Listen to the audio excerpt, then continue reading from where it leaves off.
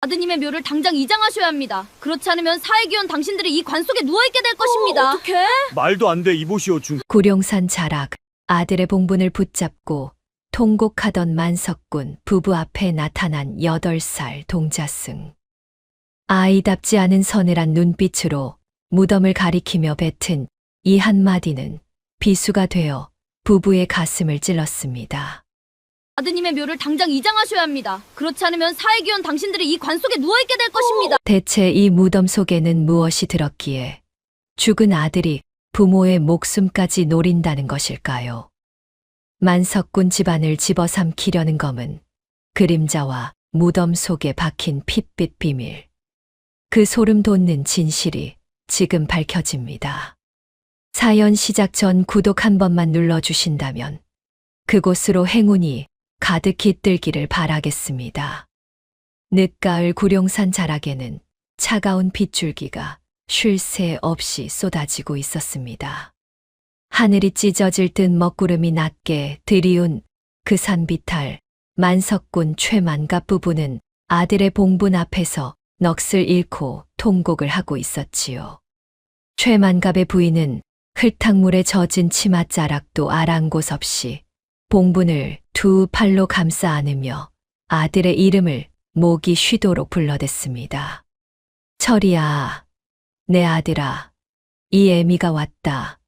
눈 좀 떠보거라. 이놈아, 애미 가슴에 대못을 박아놓고 내 놈 혼자 어딜 그리 급히 갔느냐. 아이고, 아이고, 내 새끼 불쌍해서 어쩌나. 손톱은 진을 속에서 뒤집히고 손등에서는 피가 배어 나왔지만 부인은 마치 아들을 땅속에서 꺼내올 수 있다는 듯 봉분의 잔디를 미친 듯이 긁어대고 있었습니다. 애구구, 내 새끼. 차가운 땅속이 얼마나 춥겠느냐. 애미가 꺼내주마. 애미가 너를 다시 안아주마. 철이야, 대답 좀 해다오. 최만감 영감은 그 옆에 주저앉아 상투가 흐트러지고 도포가 진흙투성이가 된 채 눈앞이 캄캄한 사람처럼 허공만 멍하니 바라보고 있었지요. 사내가 저리 무너져 있는 꼴이라니 보는 이의 마음이 다 저려올 지경이었습니다. 그런데 이상한 일이 벌어지기 시작했습니다. 묘비 주변을 자세히 살펴보니 평소에는 없던 핏빛 이끼들이 스멀스멀 기어나와 돌 위를 덮고 있지 않겠습니까? 그 이끼란 것이 보통 이끼가 아니라 마치 피를 머금은 듯 검붉은 색을 띠고 있어 보기만 해도 섬뜩했습니다. 나무 위에서는 까마귀 떼가 마치 죽은 자의 혼을 노리는 듯 날카로운 울음소리를 내뱉으며 빙글빙글 맴돌고 있었지요. 그 소리란 것이 사람의 혼을 쏙 빼놓을 만큼 기괴하여 하인들까지도 서로의 얼굴만 쳐다보며 부들부들 떨고 있었습니다. 바로 그때였습니다. 숲속을 가득 메웠던 짙은 안개가 갈라지는가 싶더니 그 사이로 어린 동자승 하나가 방울 소리도 없이 스르륵 나타났습니다. 나이는 겨우 8살쯤 되어 보였는데 그 눈빛만큼은 천년을 산 노승처럼 깊고 서늘하기가 이를 데 없었지요. 아이는 등에 커다란 괴나리 보찜을 메고 있었고 손에는 칠이 벗겨진 대나무 지팡이를 짚고 있었는데 그 모습이 예사롭지가 않았습니다. 동자승은 최만갑 부부의 코앞까지 성큼성큼 걸어와서는 아무 말 없이 지팡이로 묘비를 탁, 탁, 탁 3번 두드렸습니다. 그 소리가 산 전체에 울려 퍼지는가 싶더니 이게 웬일입니까? 동자승이 가리킨 땅바닥에서 검은 물이 스며 나오기 시작하지 않겠습니까? 그 물은 보통 물이 아니라 썩은 피처럼 시커먼 빛깔의 악취까지 풍기는 것이었습니다. 이게 대체 무슨 조화란 말이냐? 여보게들, 저 물 좀 보게. 무덤에서 어째 이런 고약한 물이 나온단 말인가? 최만갑이 떨리는 목소리로 중얼거리는 사이 그 검은 물이 배어 나온 자리에서는 독버섯들이 우르르 솟아나기 시작했습니다. 그 버섯들에서는 푸른빛 연기가 피어올라 코를 찌르는 냄새를 풍겼고 최만갑의 하인들은 그 광경을 보고는 뒷걸음질을 치고 말았지요. 동자승은 최만갑의 눈을 똑바로 쏘아보며 입을 열었습니다. 그 목소리란 것이 어린아이의 목소리라고는 믿기지 않을 만큼 낮고 위엄이 서려 있었습니다. 영감님, 귀를 씻고 똑똑히 들으시오. 아드님을 생각하신다면 당장 이 무덤을 파내어 딴 곳으로 옮기셔야 하오. 뭐시, 이놈이 어디서 감히 어린 놈이 입이라고 함부로 놀리는구나. 최만갑의 하인 하나가 버럭 소리를 질렀지만 동자승은 눈 하나 깜짝하지 않았습니다. 내 말 허투루 듣지 마시오.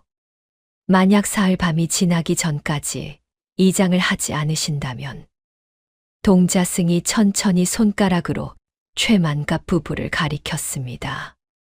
영감님 내외분도 아드님 뒤를 따라 거적대기에 돌돌 말려 이 산을 넘게 될 것이오. 내 말이 틀리는가 똑똑히 지켜보시오. 그 말이 떨어지기가 무섭게 하인 두셋이 몽둥이를 들고 동자승에게 달려들었습니다. 이놈, 어느 안전이라고 감히 망발을 해. 저놈의 주둥이를 당장 쳐라. 저놈 잡아라. 하지만 동자승은 지팡이를 가볍게 휘두르기만 했을 뿐인데 이게 어찌 된 일인지 바닥에 모래바람이 회오리를 이루며 하인들의 접근을 막아버렸습니다. 모래바람에 눈을 제대로 뜨지 못한 하인들은 그대로 주저앉고 말았지요. 자욱한 먼지가 가라앉기도 전에 동자승은 누더기 가사 속에서 옥빛 염주한 알을 꺼내 최만갑의 발치에 툭 던져 놓았습니다. 이것을 품에 꼭 지니고 계시오. 머지않아 왜 내가 이런 말을 했는지 알게 될 것이니. 말을 마친 동자승은 다시 안개 속으로 스르륵 사라져 버렸습니다. 마치 처음부터 거기에 없었던 사람처럼 흔적 하나 남기지 않고 말이지요.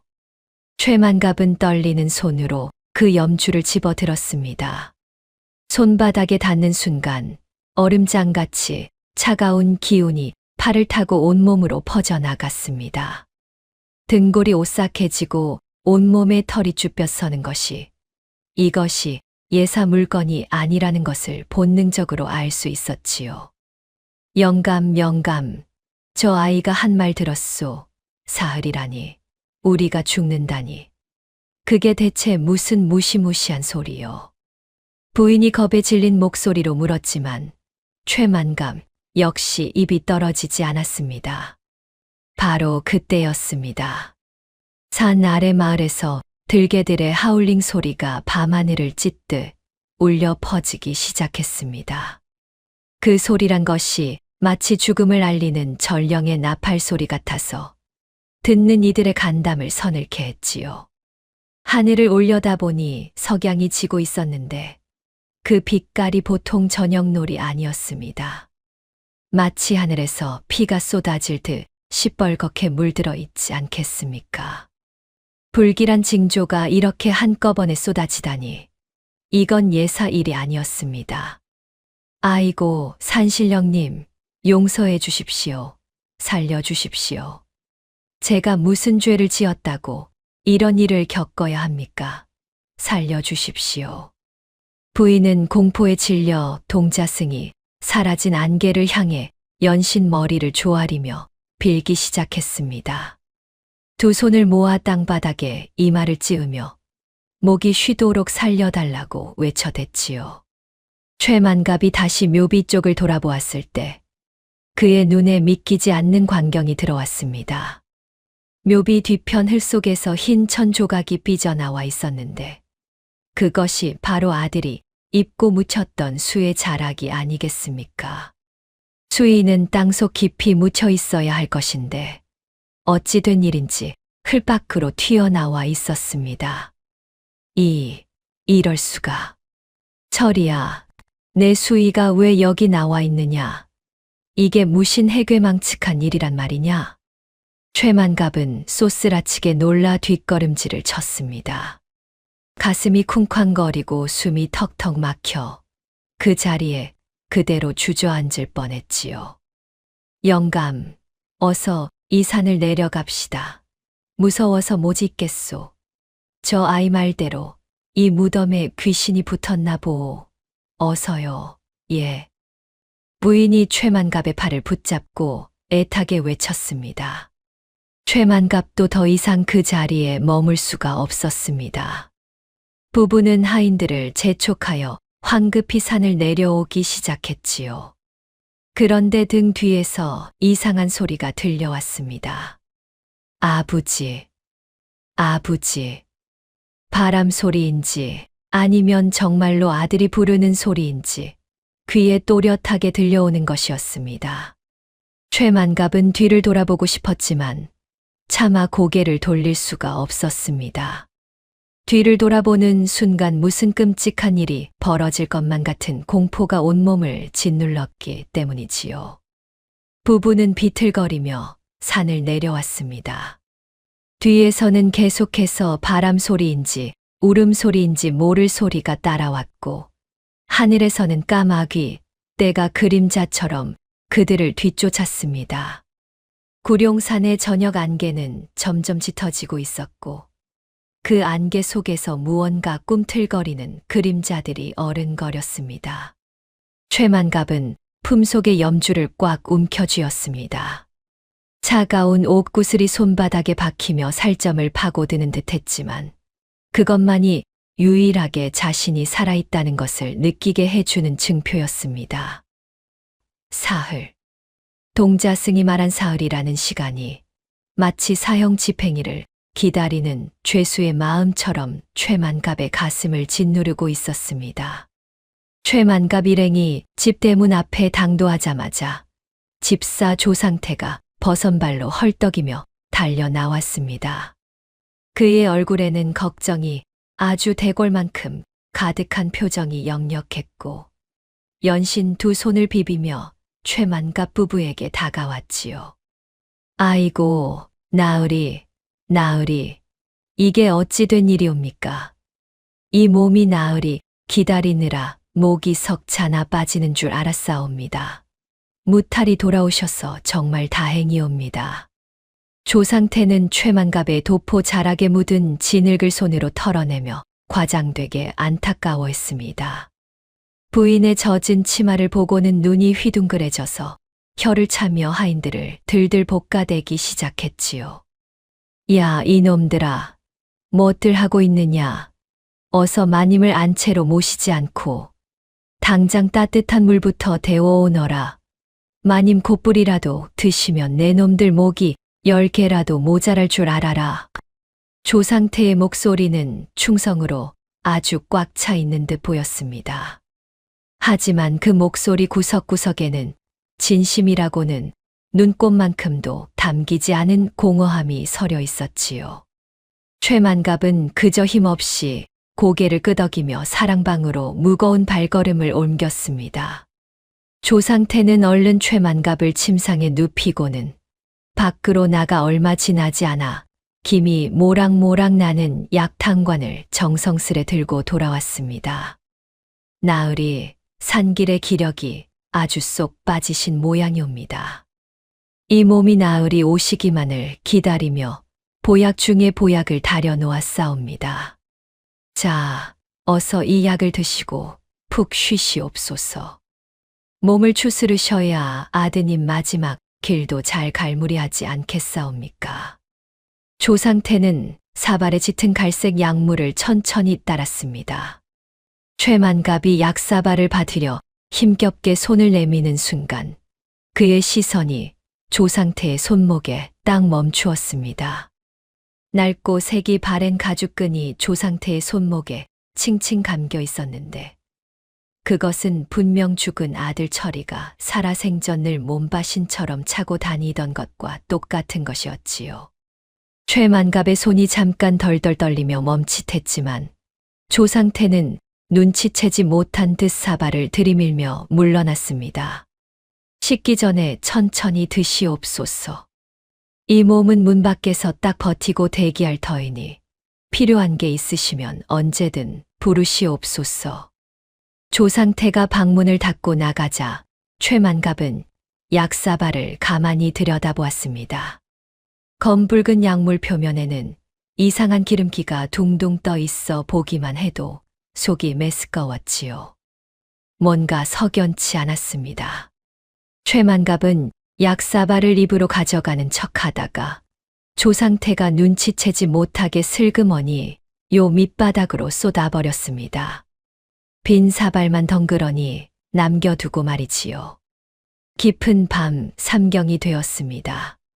최만갑은 낮에 본 가죽 끈 생각에 잠을 이룰 수가 없어 뒤척이고 있었는데 갑자기 품속의 염주가 얼음장처럼 차가워지기 시작했습니다. 마치 무언가 무서운 일이 벌어질 거라고 위험을 경고하듯 말이지요. 최만갑은 숨을 죽이고 소리 없이 일어나 문틈에 눈을 바짝 갖다 댔습니다. 마당 어둠 속에서 조상태가 웬 낯선 사내와 마주 서 있었습니다. 고을 삿도 허 판관의 밀사가 분명했지요. 조상태는 품 안에서 노란 비단 주머니를 꺼내 밀사에게 건넸습니다. 자, 여기 보시오. 이것이 약주한 대로 황금 200냥이요. 무게가 아주 묵직하지 않소. 조 집사 양반, 역시 통이 크시구려. 의리가 아주 태산 같으십니다. 밀사가 주머니의 무게를 가늠하며 입술을 핥으며 흐뭇해하자 조상태가 아주 얼음장같이 차가운 목소리로 말했습니다. 의리, 의리는 무슨 놈의 의리요? 이것은 철저하고 냉정한 거래일 뿐이요.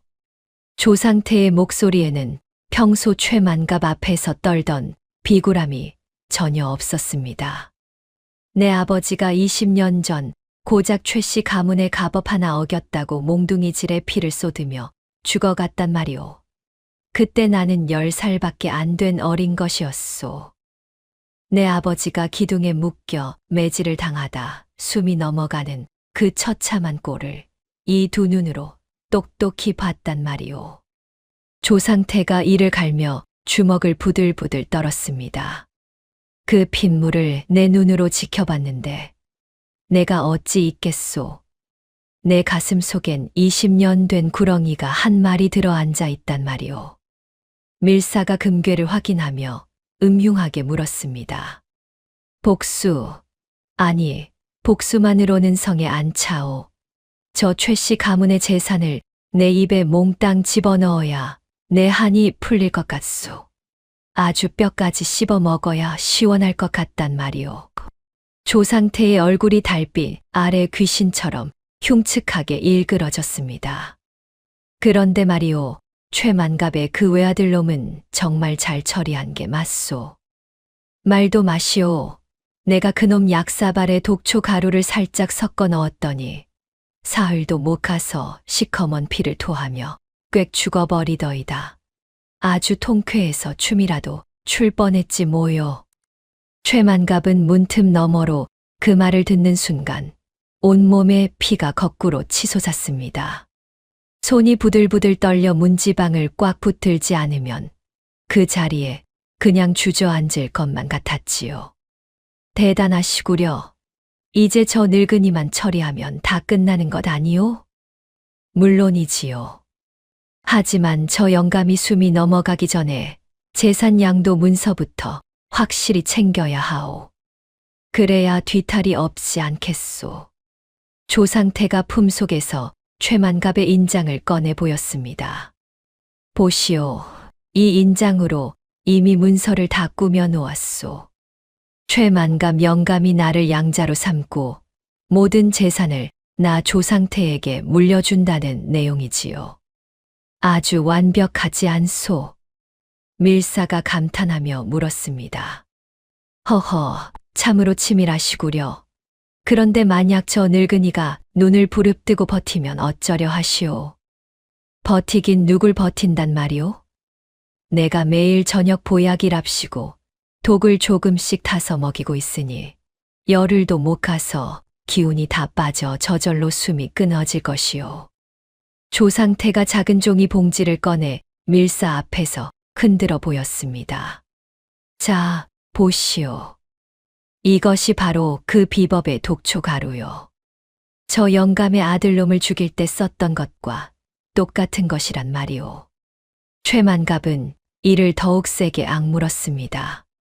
자신이 마신다고 생각했던 보약이 실은 자기를 죽이는 독약이었다는 것을, 그리고 하나뿐인 아들도 저놈 손에 저렇게 억울하게 당했다는 것을 이제야 알게 된 것입니다. 그런데 혹시라도 동네 사람들이나 친척들이 의심이라도 하면 어쩌려고 그러오? 의심은 무슨 얼어 죽을 놈의 일이요. 내가 이 집안의 모든 일을 제 집 드나들듯 처리하는데 누가 감히 나를 의심하겠소. 다들 내 눈치 보느라 바쁠 것이오. 조상태가 자신만만하게 말했습니다.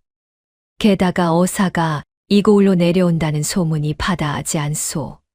그 양반 오기 전에 얼른 모든 일을 마무리할 것이오. 걱정 붙들어 매시오.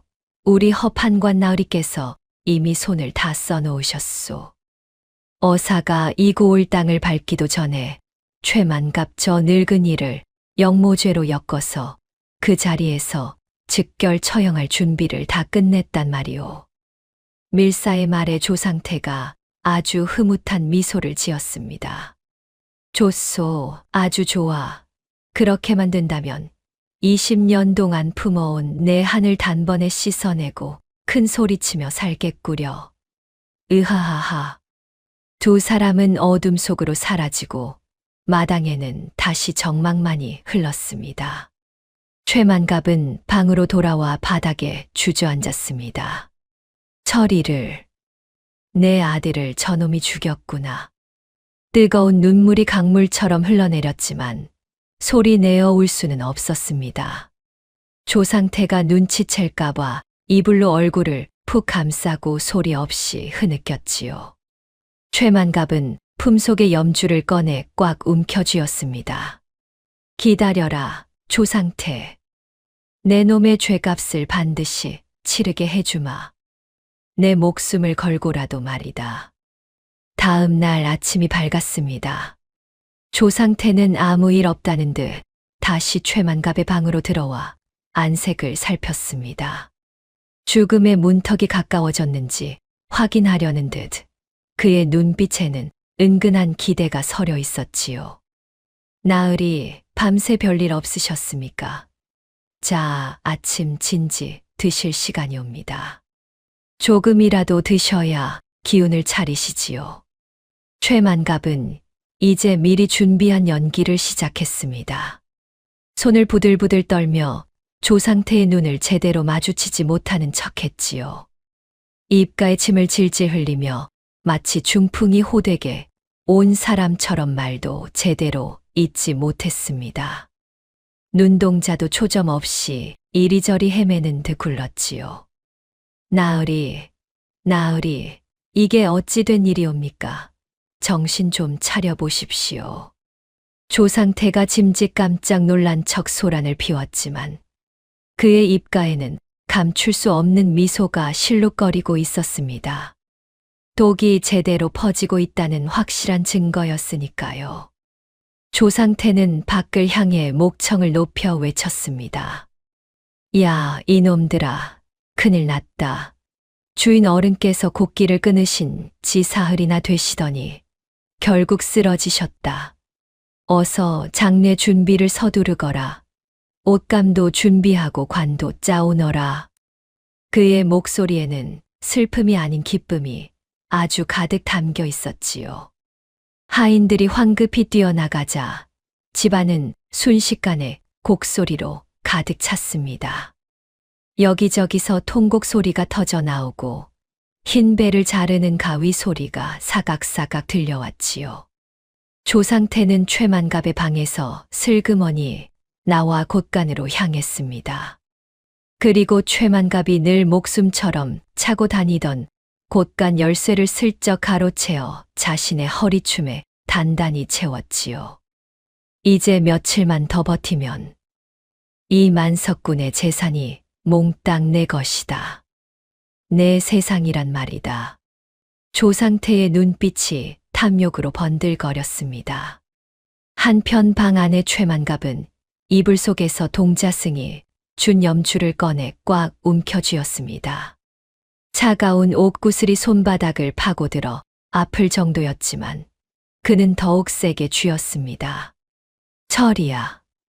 아비가 반드시 내 원한을 갚아주마. 조금만 더 기다려다오. 최만갑의 눈에서 핏빛 눈물이 주르르 흘러내렸습니다. 그것은 슬픔의 눈물이 아니라 복수를 향해 칼날을 가는 뜨거운 분노의 눈물이었지요. 아들의 죽음 뒤에 숨겨진 추악한 진실을 이제야 알게 된 최만갑은 이제 목숨을 건 복수의 길을 걷기로 결심했습니다. 이튿날 삼경, 최만갑은 집안 하인들이 모두 잠든 사이 홀로 삽한 자루를 들고 아들의 무덤을 다시 찾아갔습니다. 달빛도 구름에 가려 어둠이 짙게 깔린 밤이었지만 최만갑의 발걸음은 조금도 흔들림이 없었지요. 등에는 등잔 하나를 매달고 손에는 삽을 꽉 쥔 채 구룡산 산길을 오르고 또 올랐습니다. 묘지에 도착하자 무덤 주변에서는 눅눅한 흙내음과 함께 정체불명의 비린내가 진동했습니다.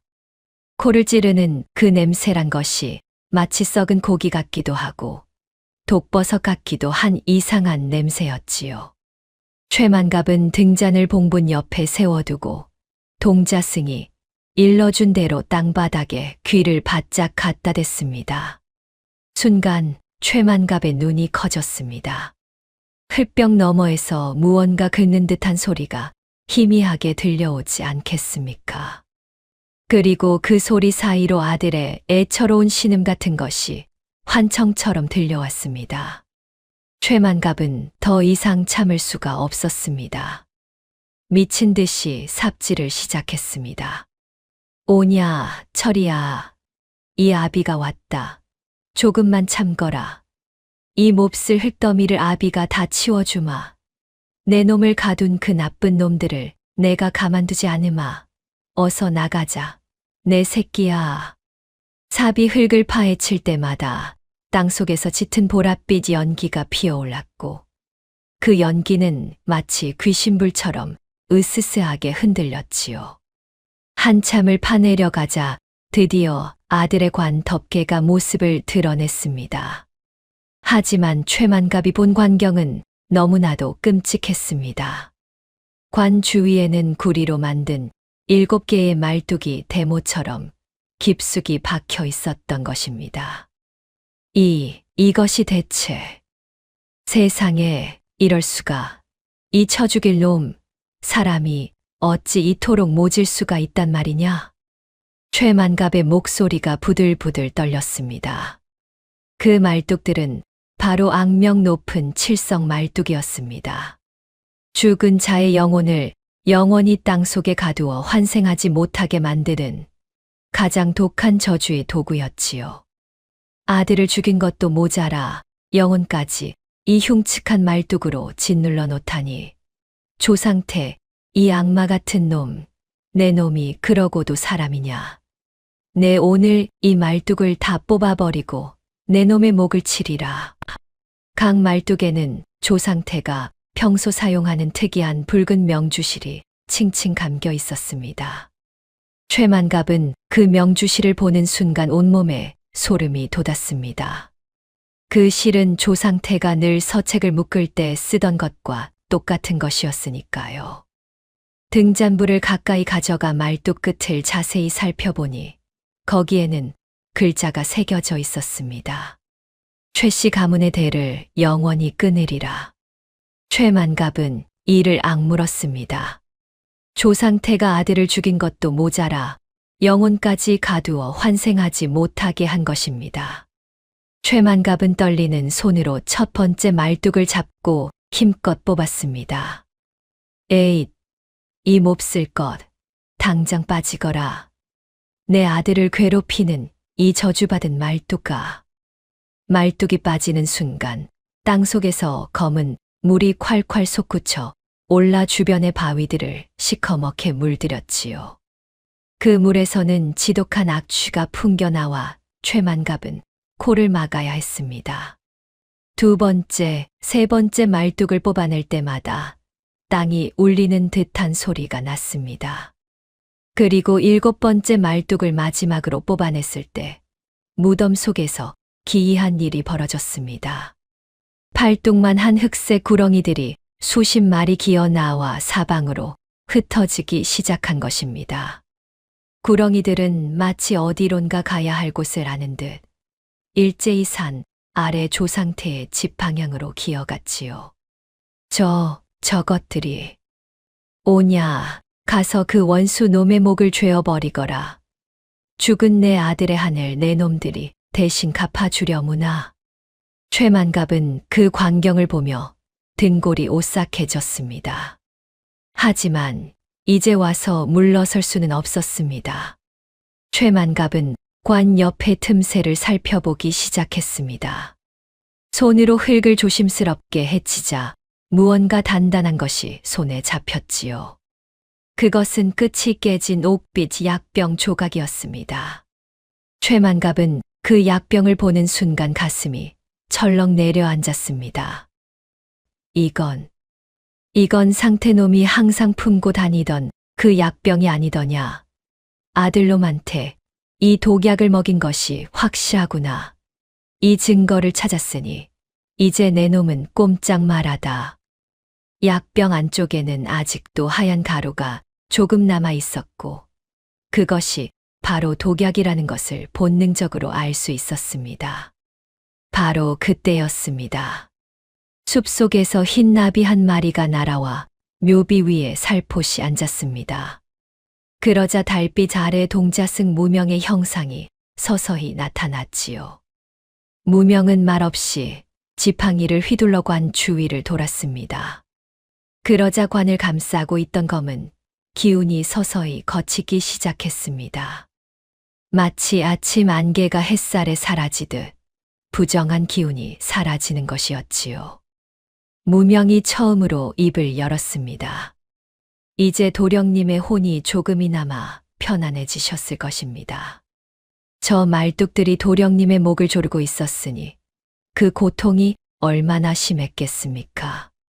무명은 품속에서 작은 비단 주머니를 꺼내 최만갑에게 건넸습니다. 이것은 도령님께서 돌아가시기 전 조상태 몰래 이 암자로 보내온 것입니다.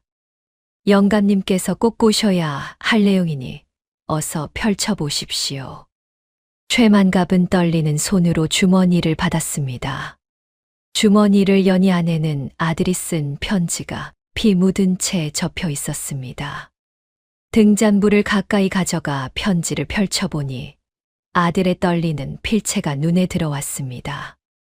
아이고 철이야, 내 아들아, 이 글씨 좀 보게. 얼마나 손을 떨며 썼는지 종이가 다 해졌구나. 아이고 가여운 내 새끼. 아버지, 조상태 삼촌이 제게 재산을 포기하라며 협박합니다.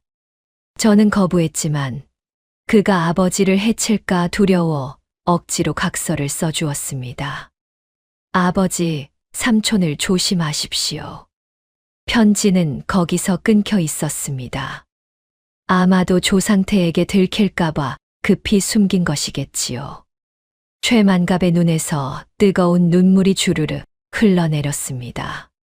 철이야, 아비가 미안하구나. 네가 죽어가면서도 이 못난 아비를 걱정했단 말이냐. 원수 놈이 주는 약을 보약인 줄 알고 받아먹은 이 아비가 정말 죽일 놈이구나. 내 새끼야, 정말 미안하다. 최만갑은 편지를 가슴팍에 소중히 갈무리했습니다. 그리고 주머니 안을 더 뒤져보니 아들이 억지로 써준 재산 포기 각서도 함께 들어 있었지요. 각서에는 아들의 도장이 찍혀 있었지만 글씨는 평소 아들의 글씨와는 달리 흐트러져 있었습니다. 최만갑은 이 증거물들을 품속 깊이 넣었습니다. 칠성 말뚝과 깨진 약병, 그리고 아들의 편지와 각서까지. 무명이 최만갑에게 다가와 조용히 말했습니다. 영감님, 이제 무덤을 다시 덮으십시오. 도령님께서 이제야 비로소 편히 눈을 감으실 수 있게 되었습니다. 최만갑은 고개를 끄덕이고 다시 삽을 들었습니다. 파헤쳐진 무덤을 정성껏 덮으며 한 삽 한 삽 흙을 옮길 때마다 아들에게 말을 건넸지요. 오냐, 철이야. 이제 푹 자거라. 이 아비가 내 억울함을 낱낱이 밝혀줄 테니 저 나쁜 놈들을 지옥 끝까지라도 쫓아가서 벌을 줄 테니 아무 걱정 말고 쉬거라. 무덤을 다 덮고 나자 무명이 최만갑의 어깨에 손을 얹었습니다. 영감님, 이제 진짜 싸움은 지금부터입니다. 조상태는 곧 영감님을 죽은 사람으로 만들고 재산을 몽땅 차지하려 할 것입니다. 하지만 영감님께서는 죽은 척하시며 그놈의 계략을 끝까지 지켜보셔야 합니다. 죽은 척을 하라니. 그게 무슨 말씀이오? 내가 시신이라도 되어야 한단 말이오? 예, 제가 특별한 약을 하나 드리지요. 이 약을 드시면 딱 반나절 동안 숨이 끊어진 듯 보일 것입니다. 아무리 용한 의원이 와도 죽었다고 믿을 수밖에 없지요. 그래야 그 나쁜 놈이 안심하고 제 속을 다 드러내지 않겠습니까? 무명이 품속에서 작은 약병을 꺼내 최만갑에게 건넸습니다. 이 약을 드시고 죽은 듯 누워 계시다가 그놈이 가장 기뻐할 때 벌떡 일어나십시오. 그때가 바로 심판의 시간이 될 것입니다. 최만갑은 약병을 받으며 무명을 똑바로 바라보았습니다. 스님, 아니 도령. 그대는 도대체 누구시오? 어찌하여 이 늙은이의 원통함을 이토록 도와주시는 것이오? 무명은 잠시 말이 없다가 조용히 대답했습니다. 영감님 기억나지 않으십니까? 8년 전 그 지독한 흉년 때 말이오. 굶어 죽어가던 한 안하기 갓난아이를 품에 안고 영감님 댁을 찾아갔었지요. 그때 영감님께서 아이부터 살려야 한다며 쌀 한 바구니를 내어주셨던 그 여인의 아들이 바로 접니다. 최만갑은 그제야 어렴풋이 기억이 났습니다. 아, 기억나고 말고 그때 그 어린 것을 안고 울던 그 안악. 자니가 바로 그 아이였나. 그 작은 선행을 잊지 않고 이렇게 찾아와 주다니. 정말 고맙네. 정말 고마워. 은혜를 갚는 것뿐입니다. 저희 어머님이 돌아가시기 전까지 영감님 이름을 부르며 고마워하셨지요. 이제 산을 내려가십시오. 해가 뜨기 전에 집에 도착하셔야 들키지 않습니다. 최만갑은 증거물들을 품에 꼭 안고 산을 내려오기 시작했습니다. 무명은 그의 뒷모습을 지켜보다가 흰 나비로 변해 어둠 속으로 사라졌지요. 산을 내려오는 최만갑의 발걸음은 올라갈 때와는 달리 단단했습니다. 이제 확실한 증거를 손에 쥐었으니까요.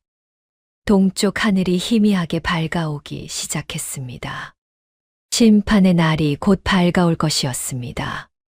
최만갑은 조용히 사랑방으로 들어가 이불을 덮고 누웠습니다. 똥이 트자 최만갑은 동자승 무명을 따라 구룡산 가장 깊은 곳으로 들어갔습니다. 산길은 험했지만 무명은 마치 눈을 감고도 걸을 수 있다는 듯 주저함 없이 앞장섰지요. 한참을 오르자 울창한 나무 사이로 퇴락한 암자 하나가 모습을 드러냈습니다. 영감님, 이제 다 왔습니다. 저기 울창한 나무들 사이로 수줍게 머리를 내밀고 있는 저 절집이 보이십니까? 저곳이 바로 이 몸이 머무는 천가감이옵니다. 무명이 낡은 암자 문을 열며 말했습니다. 암자 안으로 들어서자 벽에는 빛바랜 벽화들이 그려져 있었습니다. 최만갑이 자세히 들여다보니 그 벽화 속에는 8년 전 자신의 모습이 그려져 있지 않겠습니까? 벽화에는 곳간 문을 열고 백성들에게 쌀을 나누어 주는 최만갑의 모습이 생생하게 담겨 있었습니다. 굶주린 백성들이 합장을 하고 어린아이를 안은 여인이 눈물을 흘리는 장면까지 세밀하게 그려져 있었지요. 아니, 이게 대체 어찌 된 일이냐? 이 벽화 속에 그려진 사내가 정녕 나란 말이냐? 곳간 문을 활짝 열고 곡식을 나눠주던 저 모습이 어찌하여 이 깊은 산속 암자 벽에 그려져 있단 말이냐? 영감님, 놀라지 마십시오. 이것은 이 몸의 어미께서 돌아가시기 전 목숨을 구해주신 은인의 인자한 모습을 단 한순간도 잊지 않으려고 정성을 다해 그리신 것이옵니다. 매일 아침 저녁으로 이 그림을 보며 영감님의 평안을 빌고 또 빌었사옵니다. 무명이 벽화를 어루만지며 말했습니다. 그의 눈가에는 어머니를 그리워하는 슬픔이 어려 있었지요. 무명은 법당 바닥에 목판 하나를 들어 올렸습니다. 그 밑에는 작은 공간이 있었고 거기에는 낡은 상자 하나가 숨겨져 있었습니다. 영감님, 이 상자를 좀 보십시오. 이것이 바로 저희 어미께서 마지막 숨을 거두시며 남기신 유언장이옵니다. 무명이 상자를 꺼내 열자 안에는 누렇게 바랜 종이가 들어 있었습니다. 최만갑이 종이를 펼쳐보니 여인의 가느다란 글씨로 유언이 적혀 있었지요. 내 아들 무명아, 최영감의 은혜를 반드시 갚거라. 그분이 위험에 처하시면 목숨을 다해 도와드려라. 그것이 사람이 마땅히 가야 할 도리이니라. 최만갑은 글을 읽으며 가슴이 뜨거워졌습니다. 자신이 베푼 작은 선행이 이토록 큰 인연으로 이어질 줄은 몰랐던 것입니다. 아, 이토록 깊은 뜻이 있었단 말이냐. 도령 그런데 이 상자 안을 보니 아직 남은 물건이 더 있지 않소. 저 밑바닥에 깔린 저것은 무엇이오? 최만갑이 상자 밑바닥을 가리키며 물었습니다. 무명은 고개를 끄덕이고 또 다른 물건을 꺼냈습니다. 그것은 옥으로 만든 필통과 작은 서책이었습니다. 최만갑이 서책을 보는 순간 온몸에 전율이 일었습니다. 그것은 다름 아닌 아들 철이의 필체였으니까요. 이것은 우리 철이 글씨가 아니냐? 죽은 내 자식의 서책이 어찌하여 여기에 있단 말이냐? 나으리, 진정하십시오. 이것은 도령님께서 돌아가시기 사흘 전 조상태의 눈을 피해 급히 이 암자로 보내오신 것이옵니다. 이 몸에게 매달리며 아버님께 이 진실을 꼭 전해달라고 피눈물을 흘리며 부탁하셨사옵니다. 최만갑은 떨리는 손으로 서책을 펼쳤습니다. 첫 장부터 아들의 글씨가 빼곡히 적혀 있었습니다. 아버지, 조상태 삼촌이 이상합니다. 밤마다 누군가와 만나 수상한 이야기를 나눕니다. 우리 집안을 망하게 하려는 음모를 꾸미는 것 같아 밤잠을 설칩니다. 다음 장에는 더 구체적인 내용이 적혀 있었습니다. 오늘 조상태 삼촌이 장터 약방에서 무언가를 몰래 사오는 것을 보았습니다. 제가 뒤를 밟아 약사에게 물으니 사람을 서서히 죽게 만드는 독초라고 했습니다. 가슴이 떨려 숨을 쉴 수가 없습니다. 그리고 마지막 장에는 떨리는 필체로 이렇게 적혀 있었습니다. 아버지, 조상태 삼촌이 아버지께서 드시는 보약에 무언가를 섞는 것을 이 두 눈 똑똑히 보았습니다. 저는 그것이 아버지를 해치려는 독약이라고 확신합니다. 하지만 증거가 없어 말씀드리지 못하고 제가 대신 그 약을 마시기로 했습니다. 아버지만이라도 사셔야 하니까요. 글은 거기서 끊겨 있었습니다. 최만갑의 눈에서 눈물이 주르르 흘러내렸습니다. 아이고 철이야. 내 새끼야. 네가 이 아비를 살리려고 그 독약을 대신 마셨단 말이냐. 이 못난 아비는 그것도 모르고 상태 놈이 준 약을 보약인 줄 알고 너한테 권했으니. 내가 정령 죽일 놈이로구나. 철이야, 철이야. 최만갑은 서책을 부둥켜 안고 대청마루에 주저앉았습니다. 통곡이 터져 나오려 했지만 이를 악물고 참았습니다. 이 아비가 눈이 멀어도 한참 멀었구나. 네가 죽어가면서도 이 아비를 지키려 애를 썼는데 나는 그것도 모르고 원수 놈을 머리맡에 두고 살았으니 내가 너를 죽인 것이나 다름없구나. 미안하다. 정말 미안하다. 최만갑은 자책감에 가슴을 쳤습니다. 아들이 이미 위험을 알고 있었는데 자신은 아무것도 눈치채지 못했다는 것이 너무나 괴로웠지요. 무명이 조용히 최만갑의 어깨에 손을 얹었습니다. 영감님, 이제 그만 눈물을 닦으십시오. 지금은 울 때가 아니라 칼을 갈 때이옵니다. 이제라도 늦지 않았으니 도령님의 그 거룩한 희생이 헛되지 않도록 원수를 갚으셔야 하지 않겠습니까? 최만갑은 눈물을 닦고 고개를 들었습니다. 그의 눈빛이 슬픔에서 결연함으로 바뀌어 가고 있었습니다. 오냐, 도령 말이 맞다. 내가 이대로 무너질 수는 없지. 이제 상태 놈의 숨통을 끊어놓을 마지막 준비를 해야겠구나. 어떻게 하면 좋겠느냐? 무명은 품속에서 작은 약병을 꺼내 최만갑에게 건넸습니다. 자, 영감님. 이것을 보십시오. 이것이 제가 어젯밤에 말씀드린 가사 상태의 약이옵니다. 이것을 딱 3모금만 마시면 반나절 동안 숨이 딱 끊어진 시신처럼 보일 것이옵니다. 하지만 걱정 마십시오. 실은 정신이 시퍼렇게 살아있는 것이니까요. 최만갑은 약병을 받아들며 물었습니다. 도령, 이 약을 마시면 정말 시신처럼 맥이 멈춘단 말이오. 조상태, 그 간교한 놈을 속일 수 있겠소. 걱정 마십시오.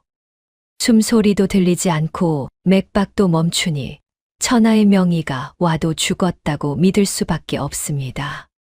하지만 영감님의 귀는 열려 있을 것이니 그놈이 무슨 짓을 하는지 똑똑히 들으실 수 있을 것이옵니다. 좋소. 그럼 이 약을 언제 마셔야 하오? 집에 돌아가신 뒤 조상태 그놈이 다시 독약을 가져올 때 그때 마시십시오. 약을 마시는 척하다가 피를 토하며 쓰러지시면 됩니다. 아주 실감 나게 하셔야 하옵니다. 무명이 자세히 설명했습니다. 조상태는 영감님이 드디어 죽었다고 생각하고 춤이라도 출 것입니다. 그리고 방심한 틈을 타서 문중 어른들을 모아 가짜 유서를 발표하려 들겠지요. 자기가 주인이 되었다고 동네방네 떠들 것이옵니다. 그놈이 가장 기뻐하며 웃을 때 내가 벌떡 일어나 그놈의 목덜미를 낚아채겠다는 말이로구나. 아주 통쾌하겠어. 그렇습니다. 그때 무덤에서 찾아낸 칠성 말뚝과 이 서책을 증거로 내보이십시오. 그러면 그놈은 꼼짝없이 저승사자 앞에 서게 될 것이옵니다. 최만갑은 천가감을 나서며 마지막으로 벽화를 바라보았습니다. 무명의 어머니가 그린 자신의 모습이 햇살을 받아 빛나고 있었지요.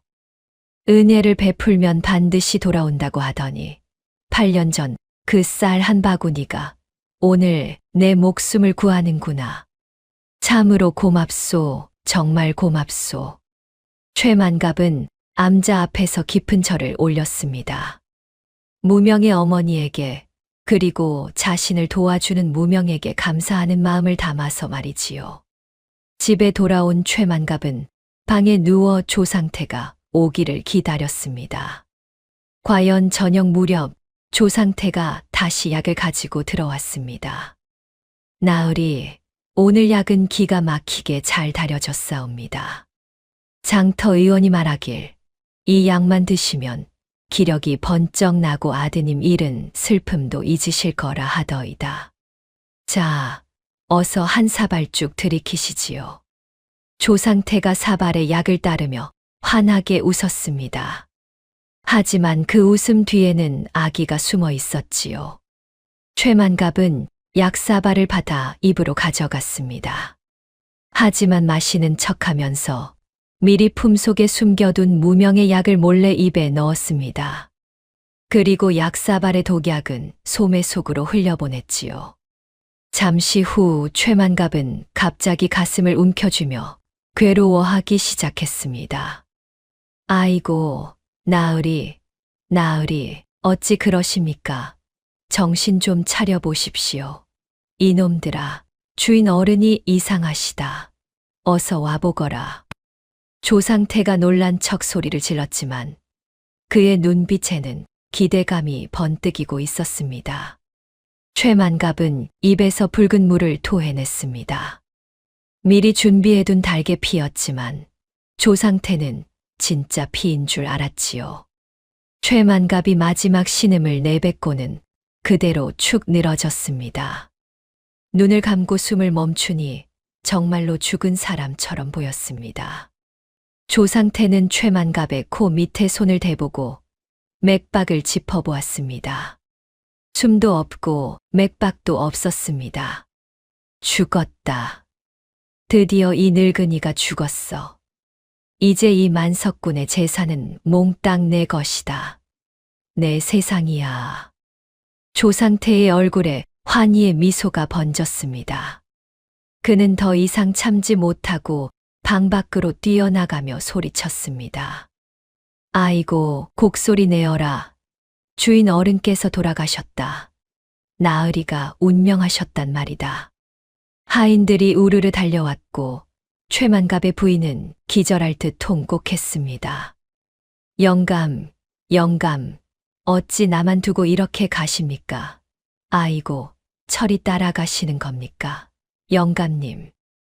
부인이 최만갑의 시신에 엎드려 울부짖었지만 최만갑은 꿈쩍도 하지 않았습니다. 집안은 순식간에 상가로 변했습니다. 흰 배가 곳곳에 걸리고 곡소리가 집안을 가득 메웠지요.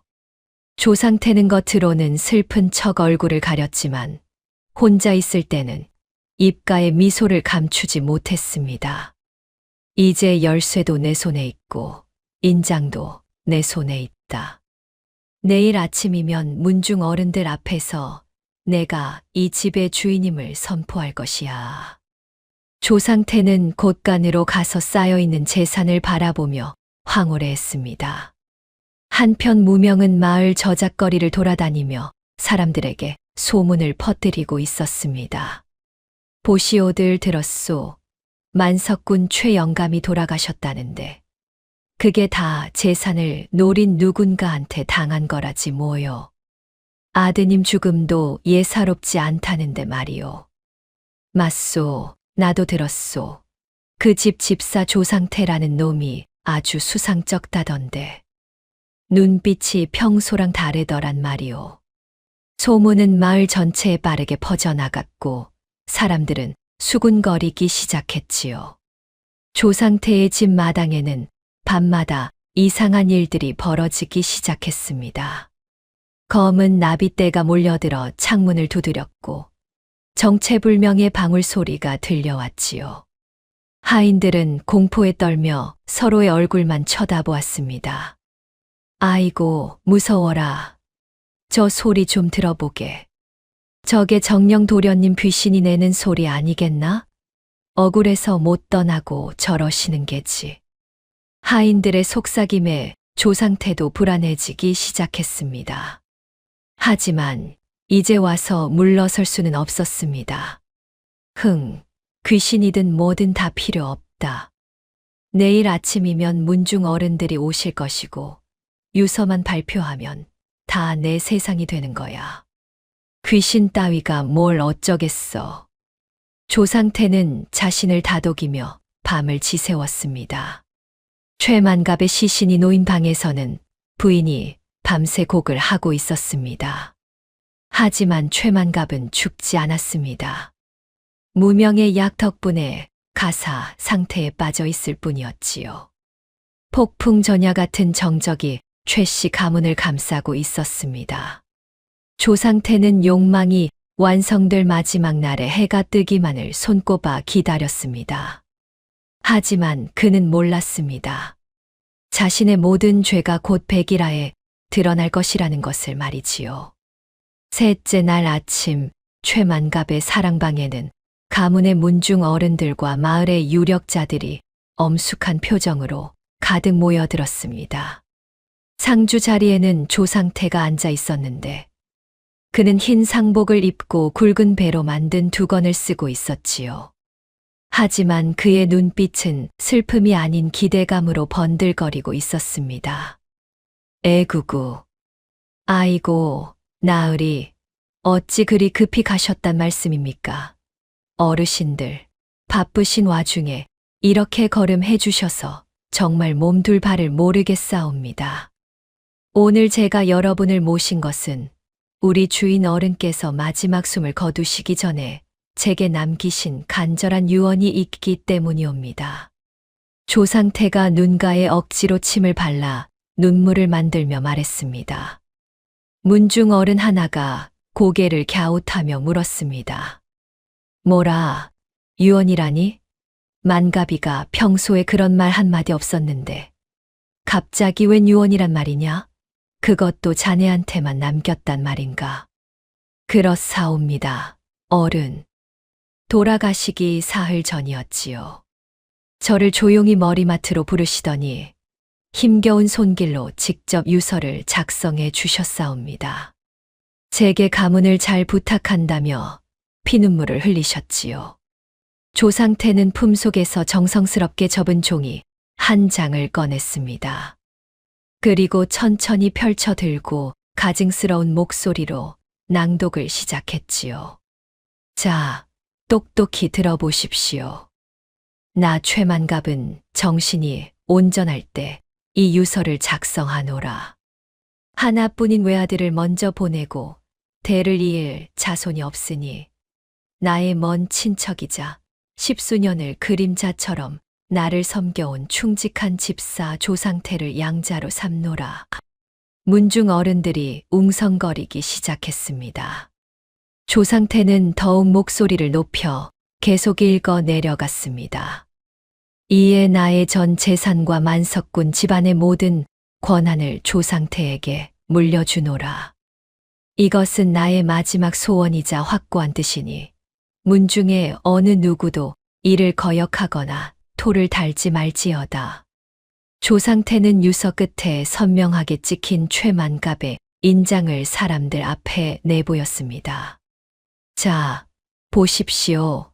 여기 찍힌 이 도장이 우리 주인 어른의 인장이 아니고 무엇이겠습니까? 이제 제가 이 집안의 주인임을 증명하는 이 확실한 문서를 보시고도 의심하시겠습니까? 바로 그때였습니다. 병풍 뒤에서 죽비 소리가 우렁차게 울려 퍼지더니 죽었다던 최만갑이 벌떡 일어나 나타났습니다. 이놈, 내 이놈 조상태, 감히 죽지도 않은 사람 이름을 멋대로 팔아 내 재산을 도둑질하려 드느냐? 하늘이 무섭지도 않으냐? 장내는 순식간에 아비규환이 되었습니다. 사람들은 귀신이 나타난 줄 알고 비명을 지르며 뒤로 물러섰지요. 조상태의 얼굴이 하얗게 질렸습니다. 그의 손에서 가짜 유서가 바들바들 떨리며 떨어질 듯 했지요. 최만갑은 성큼성큼 다가가 조상태의 손에서 유서를 낚아챘습니다. 그리고 그 자리에서 갈기갈기 찢어버렸습니다. 이 천벌을 받을 놈, 내 놈이 내 인장을 훔쳐 찍은 이따위 종이 쪼가리가 유서란 말이냐. 내 놈의 추악한 욕심이 가득 담긴 이 위조 문서를 당장 찢어 없애버리겠다. 찢어진 종이 조각들이 허공에 흩날렸습니다. 조상태는 뒷걸음질을 치다가 대청마루 기둥에 등을 부딪혔습니다. 나으리. 이게 어찌 된 일이옵니까? 분명 어제 저녁에 피를 토하고 돌아가셨지 않습니까? 제 손으로 몇 가지 짚어보았는데 내 놈을 속이려 죽은 척을 한 것이다.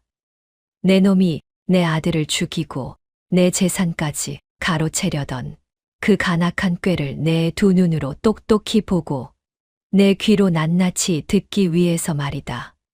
이 짐승만도 못한 놈아. 최만갑은 품속에서 무덤에서 파는 칠성 말뚝을 꺼내 조상태의 발치에 내던졌습니다. 말뚝들이 바닥에 떨어지며 둔탁한 소리를 냈지요. 자, 보아라. 이것들이 무엇인지 내 놈은 잘 알겠지.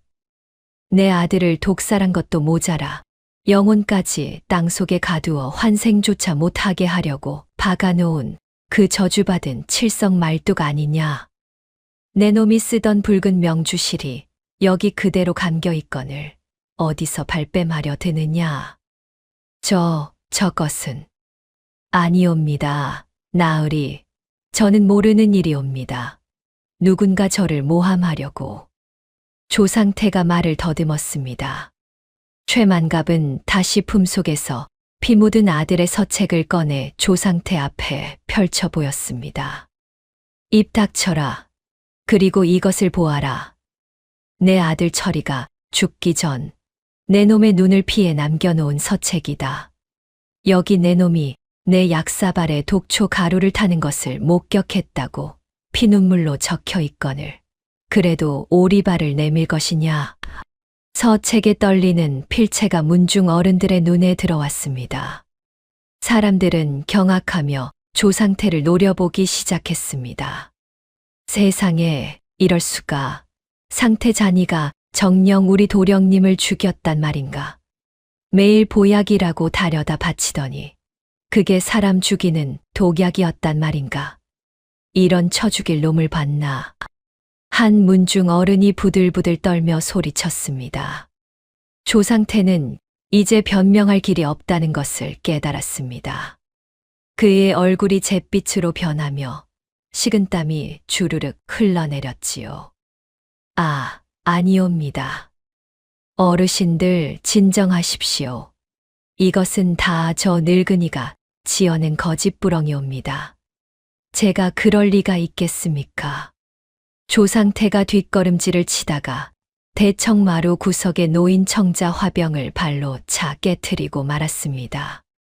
화병이 바닥에 떨어지며 산산조각이 났습니다. 최만갑이 미리 숨겨둔 건장한 하인들을 불렀습니다. 여봐라, 이 짐승만도 못한 놈을 당장 묶어라. 내 아들을 죽인 원수를 잡아다가 관가에 넘겨라. 어서. 하인들이 밧줄을 들고 사방에서 들이닥쳤습니다. 조상태는 공포에 질려 도망치려 했지만 이미 사방이 막혀 있었지요. 조상태는 품속에서 단검을 꺼내 최만갑의 목을 노리고 달려들었습니다. 눈에는 광기가 어려 있었고 입에서는 거품이 일었습니다. 바로 그 순간이었습니다. 담벼락 위에서 동자승 무명이 나타나 방울을 힘차게 흔들었습니다. 방울 소리가 울려 퍼지자 마당의 흙바닥이 갈라지기 시작했습니다. 그리고 그 틈새에서 무덤에서 보았던 흑색 구렁이들이 우글우글 솟구쳐 올랐지요. 으악, 이게 뭐야? 뱀이다. 뱀 살려줘. 제발 살려줘. 조상태는 비명을 지르며 단검을 떨어뜨렸습니다. 구렁이들은 조상태의 다리를 칭칭 감아 올라가기 시작했습니다. 조상태는 바닥에 나뒹굴며 애걸했습니다. 공포에 질린 그의 얼굴은 이미 사람의 얼굴이 아니었습니다. 내가 사또 허판관과 짜고 아드님을 죽였소. 내가 그 보약 사발에 독초 가루를 넣었단 말이오. 제발 살려만 주시오. 조상태의 입에서 드디어 추악한 진실이 쏟아져 나왔습니다. 20년 전이었소. 내 아버지가 최 씨 가문 가법 때문에 매질을 당해 돌아가셨단 말이오. 그 원한을 갚으려고 이 만석군 재산을 몽땅 내 손에 넣으려고 내가 귀신에 홀렸던 것이오. 아이고, 무서워라. 문중 어른들과 마을 사람들은 담장 너머로 이 광경을 지켜보며 분노했습니다. 저런 천인공노할 놈을 봤나. 부모 원한이라고 핑계를 대며 자식까지 죽여? 저놈은 당장 능지처참을 해도 모자랄 놈이다. 사람들은 조상태를 향해 침을 뱉고 돌을 던졌습니다. 조상태는 구렁이들의 휘감긴 채 바닥에서 자지러졌지요. 하지만 조상태는 곧 상황이 절망적이라는 것을 깨달았습니다. 그는 갑자기 비열한 웃음을 되찾으며 최만갑을 노려보았습니다. 무슨 헛소리냐. 내 놈의 자백을 이 고을 사람들이 다 들었거늘. 내 뒤에는 사또 나으리가 계시다. 허 판관 나으리께서 이미 관군을 이끌고 이리로 오고 계신단 말이다. 너는 오늘 아들을 죽인 살인마로 몰려 영모죄로 목이 달아날 것이다. 조상태의 말이 끝나기가 무섭게 대문 밖에서 말발굽 소리가 요란하게 들려왔습니다. 하인 하나가 겁에 질려 소리쳤습니다. 먼지 구름을 일으키며 관아의 포졸들이 대문을 부수고 들이닥쳤습니다. 포졸들은 창과 칼을 들고 최만갑의 집을 에워쌌지요. 말을 타고 들어온 사또 허 판관이 거드름을 피우며 최만갑을 내려다보았습니다. 내 이놈 최만갑. 내 놈이 요사스러운 동자승과 짜고 도수를 부려 충직한 집사 조상태를 해치려 한다는 고변을 듣고 왔다. 당장 포승줄로 묶어라. 허 판관의 선포에 사람들은 어안이 벙벙했습니다. 사또 나으리, 그게 무슨 말씀이옵니까? 저 조상태가 자기 입으로 도련님을 독살했다고 자백하는 것을 저희가 다 들었사옵니다. 진실을 밝혀주십시오. 문중 어른 하나가 나서서 항변했지만 허 판관은 코웃음을 쳤습니다. 닥쳐라. 어디서 감히 사또의 말에 토를 다느냐. 내가 직접 조사한 결과 최만갑 저 늙은이가 영모를 꾀하고 있다는 확실한 증거를 이미 확보했다. 저놈을 당장 압송하라. 허 판관은 미리 준비한 가짜 문서를 꺼내 흔들어 보였습니다. 상황은 다시 최만갑에게 절대적으로 불리하게 돌아갔습니다. 포졸들이 최만갑을 향해 다가오기 시작했지요. 최만갑은 주먹을 불끈 쥐었지만 시퍼런 칼날을 든 관군 앞에서는 속수무책이었습니다. 바로 그때 무명이 담벼락 위에서 최만갑을 향해 눈짓을 보냈습니다. 영감님, 걱정 마십시오. 아직 끝이 아니니 하늘이 쳐놓은 촘촘한 그물을 믿고 잠시만 견디소서. 무명의 입술이 움직였지만 신기하게도 그 소리는 최만갑의 귀에만 또렷하게 들렸습니다. 최만갑은 조용히 고개를 끄덕였습니다. 저 신묘한 동자승을 끝까지 믿기로 한 것입니다. 포졸들이 최만갑의 팔을 붙잡으려는 순간 무명은 방울을 더욱 세게 흔들었습니다. 방울 소리와 함께 마당의 구렁이들이 일제히 허공으로 사라졌습니다.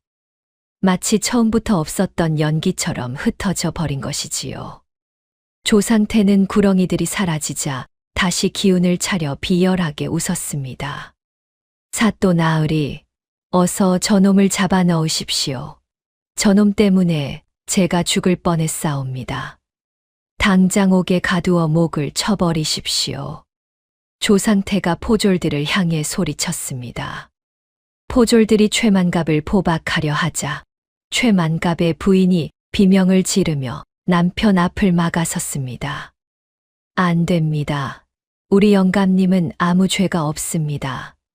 저 조상태가 우리 아들을 죽였단 말입니다. 사또 나으리, 제발 도와주십시오. 하지만 포졸들은 부인을 거칠게 밀쳐내고 최만갑의 팔을 사정없이 비틀었습니다. 차가운 쇠사슬이 최만갑의 손목에 덜컥 채워졌습니다. 마을 사람들은 통곡하며 최만갑의 이름을 불렀지만 칼을 든 관군을 막을 수는 없었습니다. 최만갑은 끌려가면서도 조상태를 똑바로 쳐다보았습니다. 조상태, 내 놈이 권세를 등에 업고 진실을 덮으려 드느냐. 하지만 기억해라. 내 놈의 죄는 반드시 백일하에 밝혀질 것이다. 하늘이 알고 땅이 다 안단 말이다. 조상태는 비웃으며 손을 흔들었습니다. 하늘이 밥 먹여주더냐. 너는 이제 옥바닥에서 썩다 죽을 목숨이야. 잘 가거라, 최영감. 최만갑은 그렇게 관아의 지하 옥사로 끌려갔습니다. 마을 사람들의 비통한 시선을 뒤로하고 말이지요. 무명은 담벼락에서 그 뒷모습을 조용히 지켜보다가 안개처럼 스르륵 사라졌습니다. 이제 진정한 심판을 위한 마지막 싸움이 시작될 것이었습니다. 말을 타고 위풍당당하게 들이닥친 사또 허 판관은 조상태를 보호하며 최만갑을 내려다보았습니다. 그의 눈빛에는 탐욕과 오만함이 가득했고 입가에는 비열한 미소가 걸려 있었지요. 조상태는 이 고을에서 가장 충직한 집사로 소문난 자다. 그런데 내 놈이 요술을 부려 무고한 사람을 해치려 한다니. 이 무슨 패륜이냐. 판관이 호통을 치자 포졸들이 일제히 창을 들어 최만갑을 위협했습니다. 사또 나으리, 이것은 오해이옵니다. 조상태가 제 아들을 독살했사옵니다. 최만갑이 필사적으로 외쳤지만 허 판관은 코웃음을 쳤습니다. 닥치거라. 내 놈의 간악한 말에 속을 내가 아니다. 관군들은 최만갑이 가진 증거물들을 모두 압수했습니다. 칠성 말뚝도, 아들의 서책도, 깨진 약병 조각도 모두 빼앗겨 버렸지요. 이것들은 모두 가짜 증거다. 내 놈이 꾸며낸 것에 불과하다. 판관이 증거물들을 마당 한가운데로 던져버리자 조상태가 재빨리 장작더미에 불을 붙였습니다. 아니 되옵니다. 그것은. 최만갑이 소리쳤지만 이미 늦었습니다. 활활 타오르는 불길 속으로 증거물들이 하나씩 던져졌고 검은 연기가 하늘로 치솟았지요. 이제 아무 증거도 남지 않았다. 조상태가 승리의 웃음을 터뜨렸습니다. 판관은 포졸들에게 명령을 내렸습니다. 이놈을 관아로 끌고 가거라. 즉시 신문할 것이다. 관군들이 최만갑을 거칠게 포박했습니다. 차가운 쇠사슬이 손목과 발목에 채워지고 목에는 무거운 칼이 걸렸지요. 최만갑의 부인이 남편에게 달려가려 했지만 포졸들이 막아섰습니다. 물러서시오. 역적의 가족은 함부로 가까이 오지 못하오.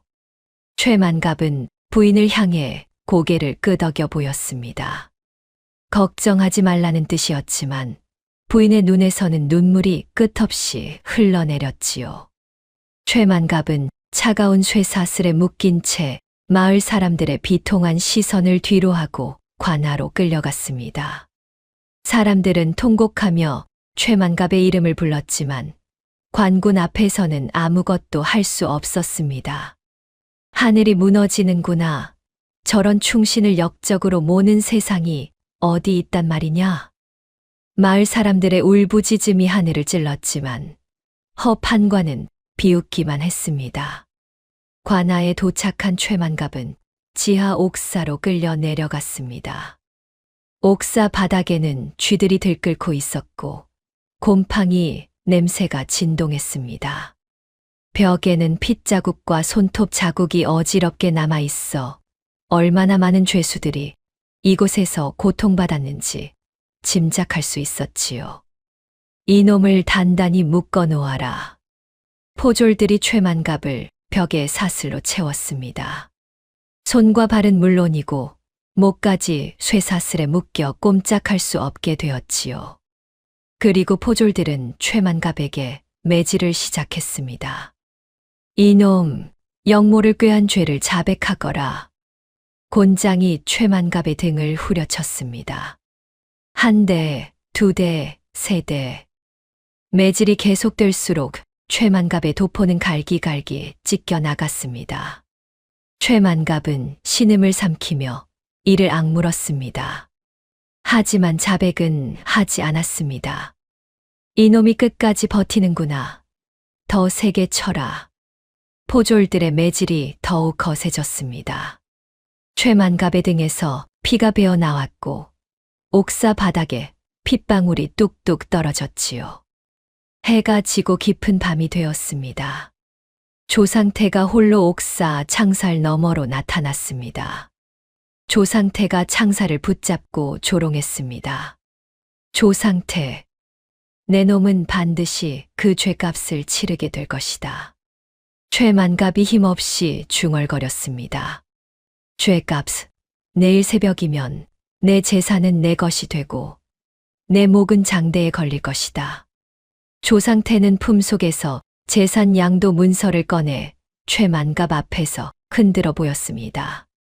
이미 허판과 나으리께 뇌물을 바쳤고 내일 아침에 내 놈을 즉결 처형하기로 약속했다. 어사가 오기 전에 모든 것을 끝낼 것이다. 즉결 처형이라니. 최만갑의 눈이 흔들렸습니다. 즉결 처형은 사또가 긴급한 상황에서 임금의 허락 없이 죄인을 처형하는 것이었습니다. 만약 내일 아침에 처형당한다면 모든 것이 끝나는 것이었지요. 이제 알겠느냐? 네가 아무리 발버둥 쳐도 소용없다. 조상태는 비웃으며 어둠 속으로 사라졌습니다.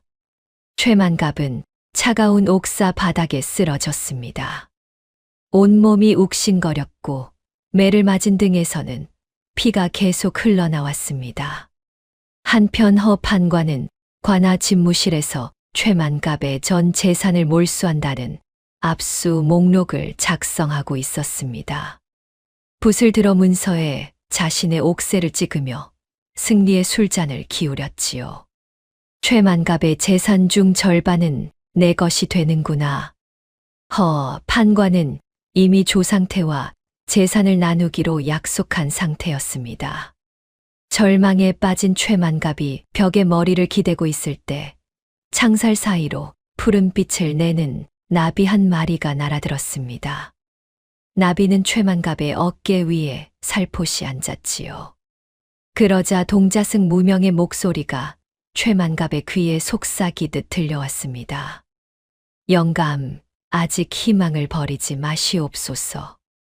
의인의 눈물은 하늘을 움직이는 법이옵니다. 최만갑의 눈에서 눈물이 흘러내렸습니다. 이 몸이 지금 백성들을 모으고 있사옵니다. 조금만 더 버티시옵소서. 나비는 다시 창살 밖으로 날아가 버렸습니다.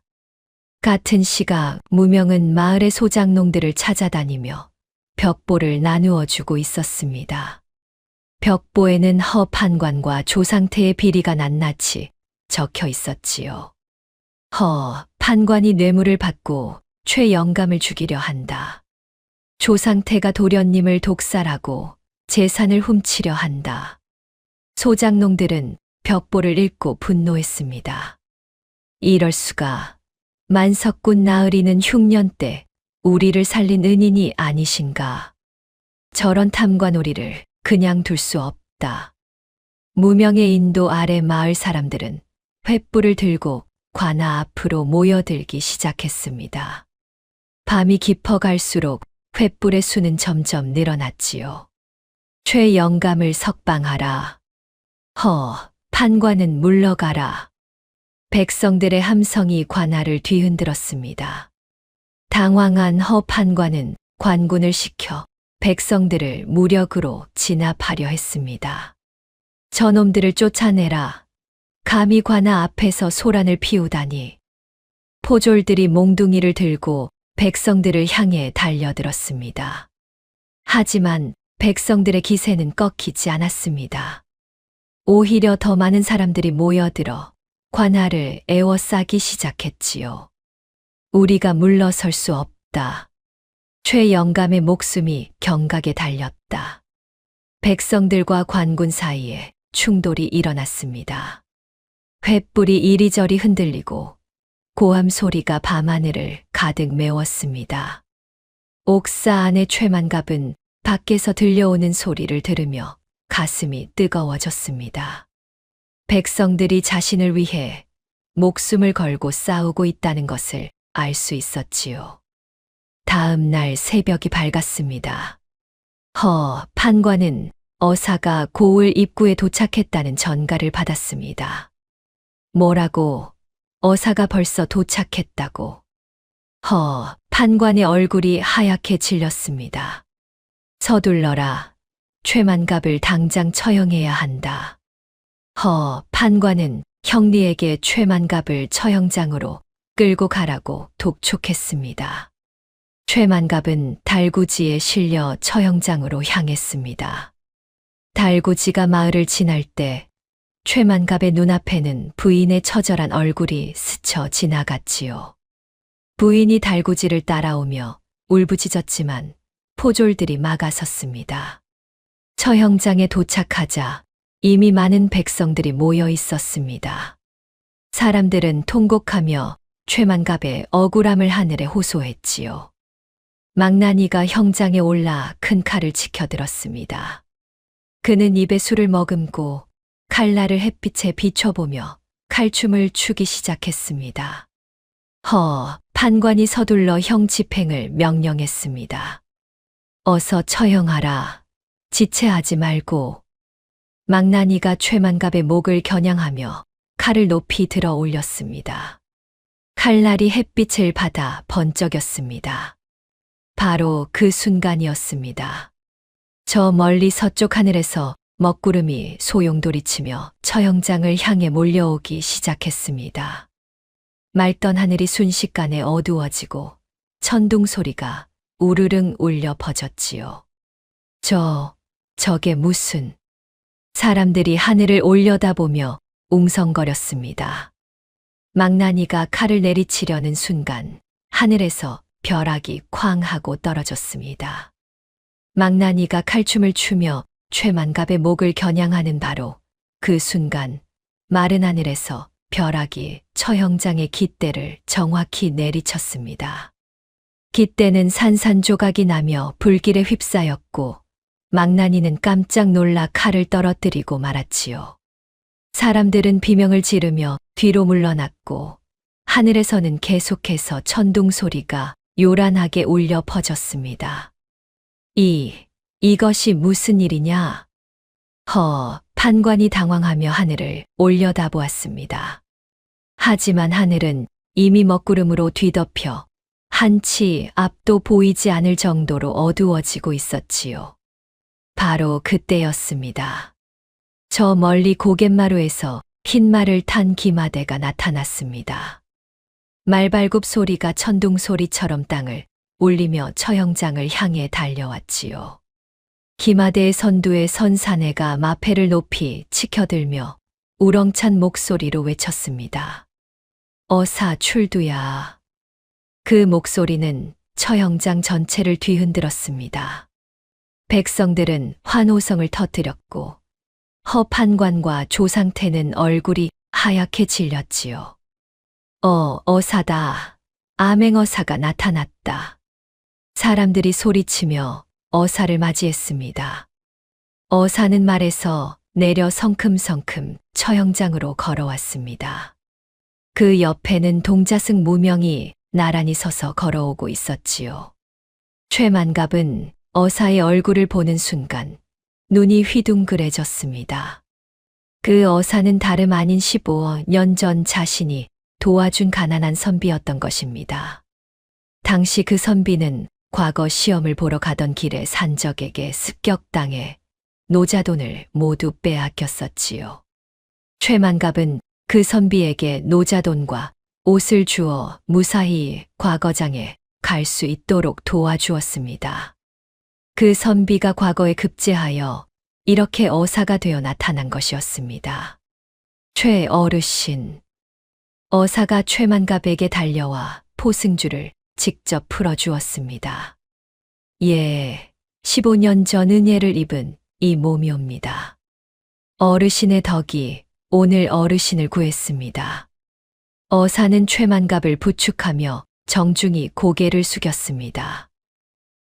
판관은 이제 모든 것이 끝났다는 것을 깨달았습니다. 그는 말에서 내리려다 다리에 힘이 풀려 그만 땅바닥에 주저앉고 말았지요. 판관이 떨리는 목소리로 변명을 늘어놓았지만 어사는 차갑게 그를 내려다보았습니다. 오해라고. 그대가 저지른 비리가 얼마나 많은지 내가 모를 줄 아는가. 무명이 앞으로 나서며 품속에서 두툼한 장부를 꺼냈습니다. 이것은 판관의 비밀 금고에서 가져온 뇌물 장부이옵니다. 무명은 장부를 펼쳐 보였습니다. 거기에는 판관이 받은 뇌물의 액수와 날짜가 빼곡히 적혀 있었지요. 그리고 이것은 조상태와 주고받은 서신이옵니다. 최 영감의 아들을 독살하기로 공모한 내용이 낱낱이 적혀 있사옵니다. 무명이 편지들을 하나씩 꺼내 어사에게 바쳤습니다. 또한 이것은 독약병이옵니다. 조상태의 방에서 찾아낸 것으로 도련님을 죽이는데 사용한 것과 같은 독약이옵니다. 무명은 작은 옥병을 꺼내 보였습니다. 어사는 증거물들을 하나하나 확인하며 고개를 끄덕였습니다. 충분하다. 이것만으로도 두 놈의 죄를 밝히기에 충분하도다. 어사는 품속에서 임금의 직인이 찍힌 문서를 꺼내 판관 앞에 내던졌습니다. 판관, 그대는 탐욕에 눈이 멀어 백성을 수탈하고 무고한 사람을 죽이려 한 죄로 즉시 파직되며 관직을 박탈당하노라. 아니 되옵니다. 어사 나으리. 판관이 땅바닥에 엎드려 애걸했지만 어사는 차갑게 고개를 돌렸습니다. 포졸들, 저자를 당장 잡아들여라. 어사를 따라온 중앙의 금군들이 판관에게 달려들어 포승줄로 묶었습니다. 판관의 관복이 벗겨지고 그는 평범한 죄수의 몰골이 되어 버렸지요. 조상태는 그 광경을 보고 도망치려 했습니다. 하지만 하늘에서 두 번째 벼락이 쾅 하고 떨어지며 조상태가 가려는 길 앞을 가로막았습니다. 조상태는 비명을 지르며 뒤로 나자빠졌습니다.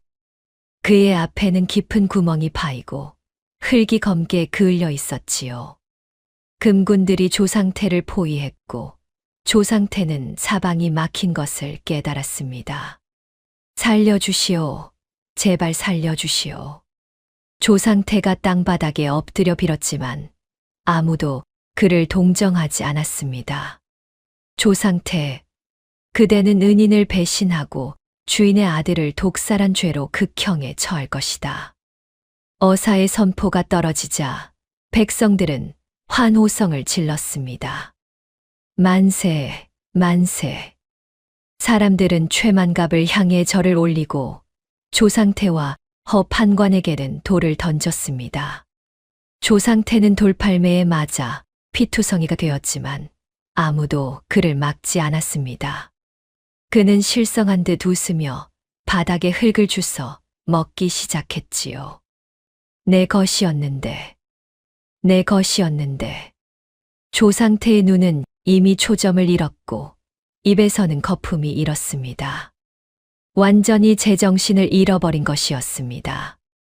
무명은 허공의 방울을 흔들며 주문을 외웠습니다. 방울 소리가 맑게 울려 퍼지자 처형장의 험악한 기운이 서서히 씻겨 내려가는 듯 했습니다. 하늘의 먹구름도 천천히 걷히기 시작했고 햇살이 다시 땅을 비추기 시작했지요. 최만갑은 아들의 무덤이 있는 구룡산 쪽을 바라보며 조용히 말했습니다. 철이야, 이제 편히 쉬거라. 아비가 내 원수를 갚았다. 최만갑의 눈에서 눈물이 흘러내렸습니다. 하지만 그것은 슬픔의 눈물이 아니라 마침내 아들의 한을 풀어준 안도의 눈물이었지요. 조상태의 몸에 서는 검은 연기가 스르르 빠져나왔습니다. 그 연기는 마치 악귀처럼 꿈틀거리다가 이내 바람에 흩어져 사라졌지요. 조상태는 그 자리에서 완전히 넋이 나간 폐인이 되어 버렸습니다. 저자를 끌어내라, 유배지로 보낼 것이다. 어사의 명령에 금군들이 조상태를 질질 끌고 나갔습니다. 조상태는 끌려가면서도 계속해서 웃고 있었지요. 판관도 포승줄에 묶인 채 끌려갔습니다. 어사 나으리, 한 번만 용서해 주시옵소서. 판관이 애걸했지만 어사는 고개도 돌리지 않았습니다. 그대의 재산은 모두 국고로 귀속될 것이며 그대가 갈취했던 백성들의 논밭은 원래의 주인들에게 돌아갈 것이다. 어사의 선포에 백성들은 다시 한번 환호했습니다. 만세, 만세. 판관의 재산 목록이 공개되자 사람들은 혀를 내둘렀습니다. 그가 얼마나 많은 뇌물을 받았는지, 얼마나 많은 백성들을 괴롭혔는지 낱낱이 드러난 것이지요. 최만갑은 하늘을 우러러보며 아들의 이름을 불렀습니다. 철이야. 아비가 너를 지켜주지 못해서 미안했구나. 눈물이 주르륵 흘러내렸지만 최만갑의 얼굴에는 미소가 번지고 있었습니다. 마침내 정의가 승리한 것이었습니다. 어사는 최만갑의 가문을 복권시키고 최만갑의 명예를 회복시켜 주었습니다. 최어르신, 그대의 덕행이 오늘 하늘을 감동시켰습니다. 앞으로도 이고을의 백성들을 잘 보살펴 주시옵소서. 최만갑은 깊은 절을 올렸습니다. 어사는 조상태와 판관에게 대대손손 지울 수 없는 치욕의 낙인을 찍을 것을 명했습니다. 저자들의 죄는 역사에 기록될 것이며 그 후손들도 영원히 그 죄를 기억할 것이다. 백성들은 박수를 치며 환호했습니다. 해가 구름 사이로 다시 고개를 내밀며 처형장을 황금빛으로 물들였습니다. 사흘간의 지옥 같던 악몽이 드디어 끝이 난 것이었지요. 최만갑의 부인이 남편에게 달려와 부둥켜 안았습니다. 영감, 영감. 부인, 이제 괜찮소. 모든 것이 끝났소. 부부는 서로를 껴안고 통곡했습니다. 슬픔과 기쁨이 뒤섞인 눈물이었지요. 무명은 그 광경을 조용히 지켜보다가 백성들 사이로 사라졌습니다. 그의 임무가 끝난 것이었습니다. 최만갑은 무명을 찾으려 했지만 이미 그의 모습은 보이지 않았습니다. 다만 저 멀리서 맑은 방울 소리만이 바람을 타고 들려올 뿐이었지요. 처형장에 모였던 백성들은 하나둘 집으로 돌아갔습니다. 그들의 얼굴에는 희망의 미소가 번지고 있었습니다. 정의가 승리한 날이었습니다. 하늘이 의로운 사람의 편이 되어준 날이었지요. 모든 소동이 가라앉은 한 달 뒤, 최만갑은 무명이 점지해 준 명당인 승룡지로 아들을 정성껏 이장했습니다. 승룡지는 구룡산 동쪽 기슭에 자리한 곳으로 아침 해가 가장 먼저 비추는 양지 바른 곳이었지요. 관을 옮기는 날, 수백 명의 마을 사람들이 자발적으로 모여 상여를 메고 아들의 마지막 길을 극진히 모셨습니다. 도련님, 편히 가시옵소서. 은혜를 잊지 않겠습니다. 백성들은 눈물을 흘리며 아들을 보냈습니다. 최만갑의 아들은 생전에 백성들에게 따뜻했고 그 덕을 백성들이 기억하고 있었던 것이지요. 새로 판 묘자리는 신기한 일이 벌어졌습니다. 땅을 파자 그 속에서 따뜻한 온기가 올라왔고 주변에는 철 아닌 노란 나비들이 떼를 지어 날아와 춤을 추었습니다. 이것은 명당 중의 명당이옵니다. 직관이 감탄하며 말했습니다. 도련님께서 이곳에 묻히시면 최씨 가문은 대대손손 번창할 것이옵니다. 최만갑은 아들의 관이 새 무덤에 안치되는 것을 지켜보며 눈물을 흘렸습니다. 철이야, 이제는 편히 쉬거라. 아비가 내 원한을 갚았으니 더 이상 고통받지 말거라. 무덤을 다 덮고 나자 최만갑은 묘 옆에 작은 정자를 짓기 시작했습니다. 그 정자의 이름을 효자정이라 하고 오가는 길손들이 쉬어갈 수 있도록 항상 시원한 물과 음식을 비치해 두었지요. 영감, 이렇게까지 하실 필요가 있겠습니까? 부인이 걱정스럽게 물었습니다. 부인, 우리가 베푼 작은 선행이 우리를 구했소. 이제라도 더 많은 선행을 베풀어야 하지 않겠소. 최만갑의 말에 부인도 고개를 끄덕였습니다. 한편 조상태는 유배지로 향하던 도중 비참한 최후를 맞이했습니다. 그는 길가에 핀 풀을 뜯어 먹다가 자신이 독살에 썼던 바로 그 독초를 잘못 먹고 말았던 것입니다. 이것은 내가 쓴 독약. 조상태는 자신이 다른 사람을 죽이려고 만든 독약에 자신이 죽는다는 것을 깨달았습니다. 하늘의 징벌이었지요. 조상태는 그렇게 중얼거리다가 길바닥에서 숨을 거두었습니다. 아무도 그의 시신을 거두지 않았고 홀로 쓸쓸히 죽어갔다고 합니다. 판관 역시 비참한 운명을 맞이했습니다. 관직이 박탈된 것은 물론이고 대대손손 가산이 정몰되어 그의 가족들은 거지가 되어 길거리를 떠돌게 되었지요. 이 모든 것이 나의 탐욕 때문이었구나. 판관은 남루한 옷을 입고 거리를 헤매며 후회했지만 이미 늦었습니다. 그는 결국 병들어 쓸쓸히 죽었고 아무도 그를 기억하지 않았습니다. 최만갑은 되찾은 가문의 재산을 털어고을에 거대한 서당을 세웠습니다. 서당의 이름을 철이서당이라 하고 가난한 아이들이 무료로 배움의 기회를 얻도록 도왔지요. 우리 철이가 배움을 좋아했으니 아이들이 배우는 모습을 보면 저승에서도 기뻐할 것이요. 최만갑의 말에 마을 사람들은 감동하여 눈물을 흘렸습니다. 어느 날 저녁 최만갑은 무명을 양자로 드리기 위해 천가감을 찾아갔습니다.